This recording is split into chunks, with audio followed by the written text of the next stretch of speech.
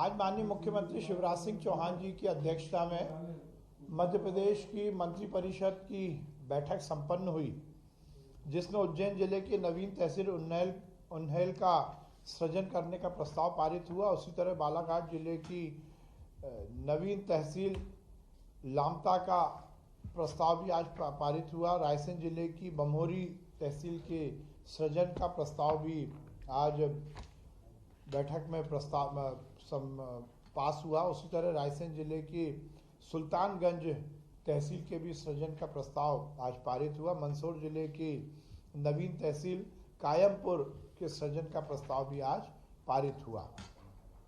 उसी तरह भारत सरकार वस्त्र मंत्रालय की पीएम मित्र योजना अंतर्गत प्रदेश में टेक्सटाइल पार्क की स्थापना हेतु एसवीपी के गठन संबंधी ज्वाइंट वेंचर एग्रीमेंट मेमोरेंडम एवं आर्टिकल ऑफ एसोसिएशन प्रारूप के अनुमोदन के संबंध में भी प्रस्ताव पारित हुआ।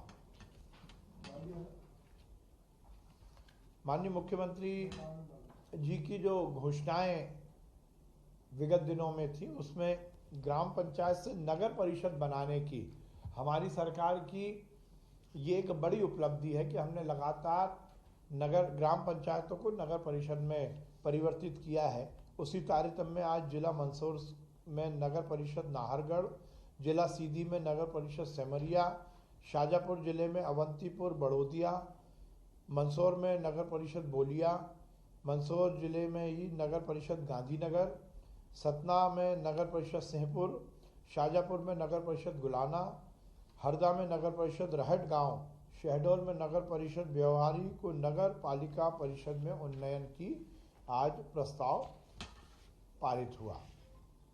मध्य प्रदेश भवन विकास निगम के सुचारू संचालन के लिए आज 77 नवीन पदों के सृजन की स्वीकृति भी कैबिनेट में दी गई।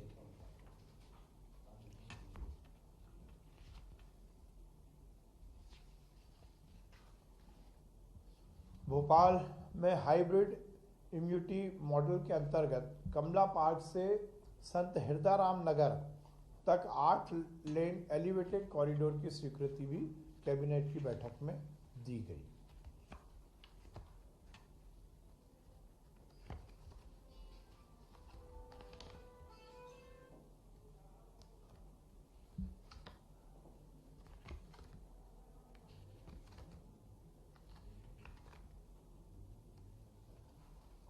मध्य प्रदेश माननीय मुख्यमंत्री जी ने विगत दिनों घोषणा की थी, और वो वर्ग जो शायद बहुत मेहनत के साथ गांव में काम करता है, कोटवार, उनके जीवन में नई ऊर्जा लाने और नई रोशनी लाने का प्रस्ताव आज कैबिनेट में पारित हुआ। मध्य प्रदेश के ग्राम कोटवारों को सेवा मुक्त होने पर 1 लाख रुपए देने का प्रस्ताव सरकार की ओर से अनुमोदित किया गया।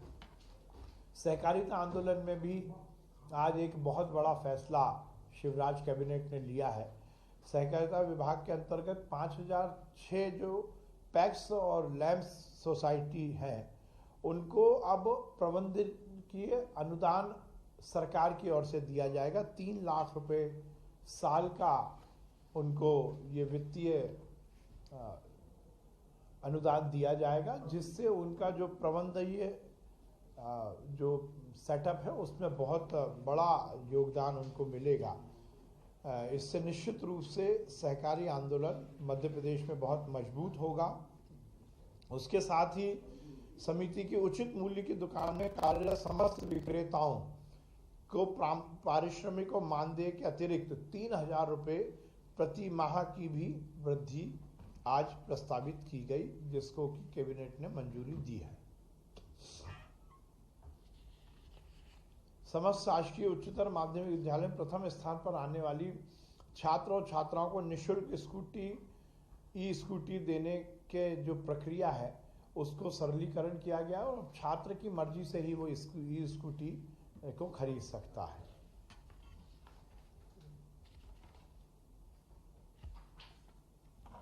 आज विभिन्न सीएम राइज स्कूल के प्रस्ताव पारित किए गए और उनकी सुविधाओं के उन्नयन के भी प्रस्ताव कैबिनेट की बैठक में पारित किए गए।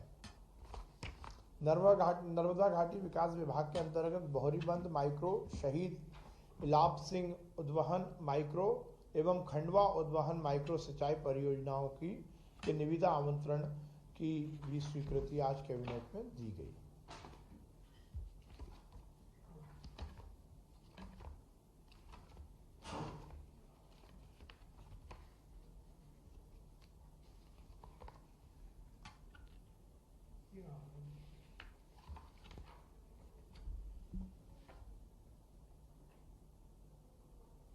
आज आहार अनुदान योजना के अंतर्गत हितग्राहियों को प्रति माह 250 रुपये जो अभी तक मिलते थे उसमें वृद्धि करके 1250 रुपये के स्थान पर प्रति माह 1500 रुपये का प्रस्ताव आज कैबिनेट में पास हुआ। इसी तरह माननीय मुख्यमंत्री जी ने विगत दिनों एक बड़ी घोषणा युवाओं के लिए की थी। वो युवा जो कॉम्पिटिटिव एग्जाम में पार्टिसिपेट करते हैं उनको हर परीक्षा में परीक्षा शुल्क लगता था। माननीय मुख्यमंत्री जी ने घोषणा की थी कि अब एक बार ही उनको परीक्षा शुल्क लगेगा और इस संबंध में आज प्रस्ताव कैबिनेट में पास किया गया। इसी तरह छिंदवाड़ा जिले की तहसील पांडुरना एवं सोसर को समाविष्ट करके नवीन पांडुरना जिला बनाने का प्रस्ताव भी कैबिनेट में पास हुआ।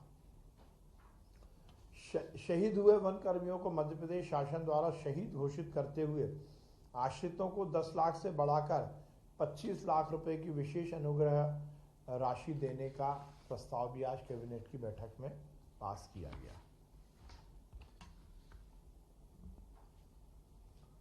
इसी तरह आज जनजाति कार्य विभाग के अंतर्गत 95 सीएम राइज विद्यालयों के चयन और स्थान परिवर्तन के संबंध में प्रस्ताव पारित किया गया, जिसके माध्यम से जनजातीय जो क्षेत्र हैं उसमें सीएम राइज स्कूल अच्छे ढंग से संचालित हो सकेंगे।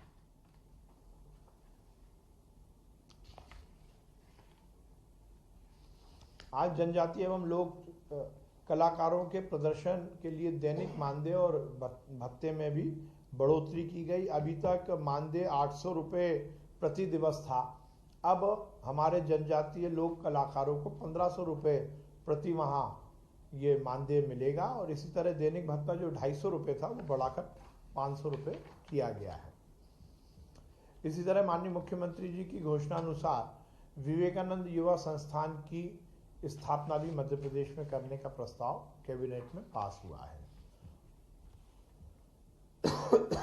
इसी तरह महर्षि पाणिनि संस्कृत एवं वैदिक विश्वविद्यालय उज्जैन का कैंपस जिला रीवा में भी स्थापित हो सके, इसका प्रस्ताव भी कैबिनेट की बैठक में पारित हुआ।